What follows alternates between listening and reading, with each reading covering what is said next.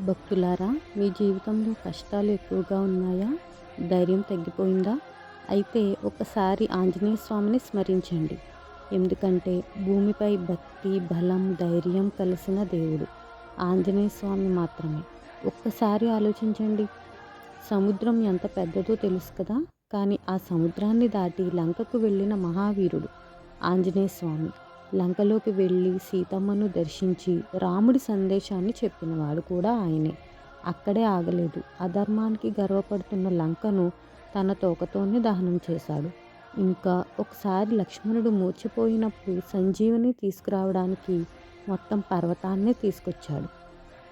అంతటి శక్తి ఉన్నప్పటికీ ఆంజనేయ స్వామి ఎప్పుడూ గర్వం చూపలేదు. ఆయన ఎప్పుడూ చెప్పింది ఒకటే, నేను శ్రీరాముడి దాసుడిని.